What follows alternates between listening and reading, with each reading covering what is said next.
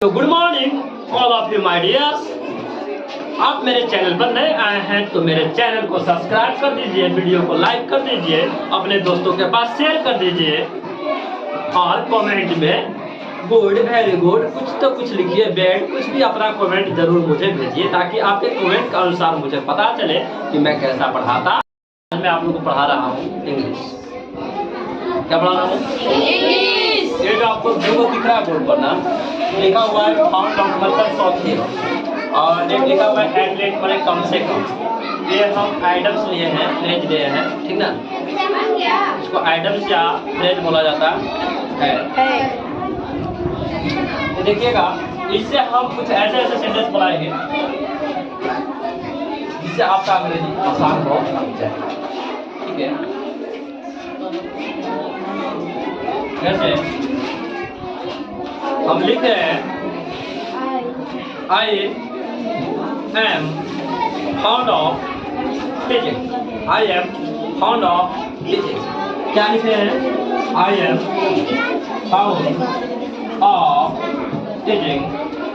इसका हिंदी वाला क्या होगा आप बता सकते हैं? I am found of teaching. आप इसका हिंदी बता सकते हैं? नहीं। इसका हिंदी होगा मैं पढ़ाने का शौकीन हूँ। मैं पढ़ाने का शौकीन हूँ।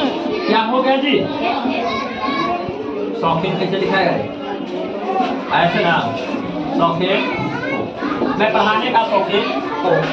बोले कि मेरा कहने का मतलब ये हुआ कि आप एक स्ट्रक्चर बना दीजिए, सब एक लगा दीजिएगा, ये जब आप लगा दीजिएगा, ये जब आप लगा लीजिएगा, एक बाद फाउंड ऑफ लिख लीजिएगा। क्या लिख लीजिएगा?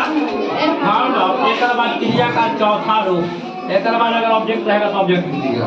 इस स्ट्रक्चर के अनुसार, इस स्ट्रक्चर से आप हजारों सेंटेंस बोल सकते हैं। जैसे कह दिए कि Sita is found of. Sita is found of कौची? Dancing, singing, speaking English. Sita is found of speaking English. Sita Angrezi बोलने की शौकीन है। समझ आ गया? Yes sir.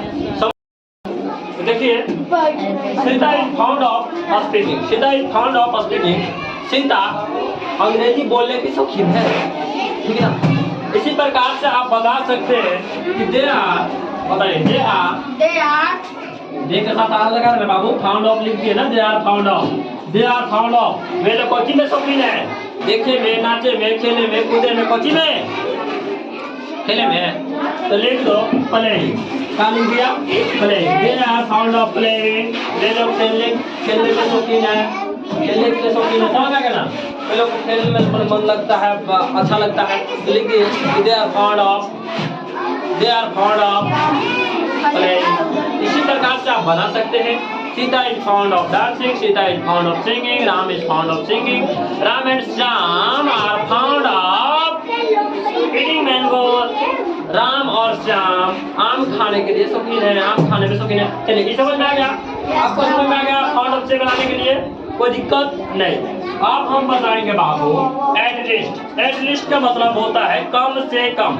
एटलीस्ट का मतलब क्या होता है? कम से कम। Please give me at least 10 rupees. कृपया मुझे कम से कम 10 रुपया दीजिए। क्या बोलिए? प्लीज गिव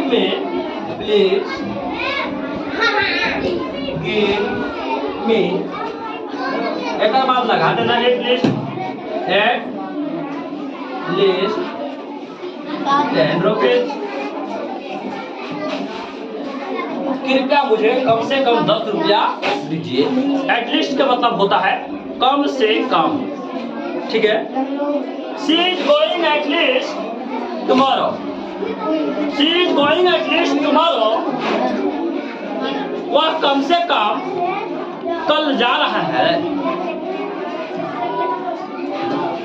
चलिए, इसको रेजर अगर डस्टर है आपके पास तो ला सकते हैं। है डस्टर, कोई बात नहीं है डस्टर। दो ना, फास्ट जल्दी लंबा चला जाएगा। देखिएगा, एटलीस्ट का मतलब होता है कम से कम। एटलीस्ट का मतलब क्या होता है? छोड़ दो। एटलीस्ट कहाँ लगा सकते हैं सर?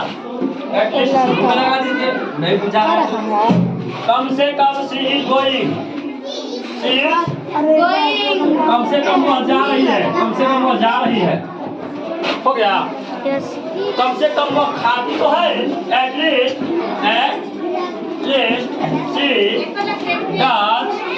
She does eat. कम से कम वो खाती तो है। At least she does eat mango. कम से कम वो आम खाती तो है।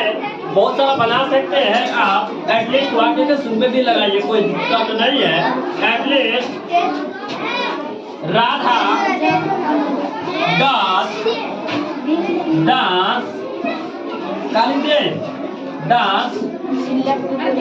टुडे। कम से कम राधा आज नाचती तो है। कम से कम राधा आज नाचती तो है। कैसा लगा? अच्छा लगा? एटलीस्ट टीचर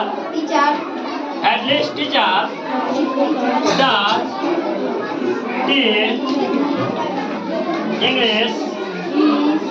कम से कम शिक्षक अंग्रेजी पढ़ाते तो हैं। हो गया कि ना? तो आप बताइए कैसा लगा आज का क्लास? तो मेरे प्यारे प्यारे बच्चों, मेरे वीडियो को लाइक करना ना भूले, सब्सक्राइब करना ना भूले। चैनल पर अगर नहीं आए तो पहले सब्सक्राइब करिए, इसके बाद वीडियो देखिए। ठीक है।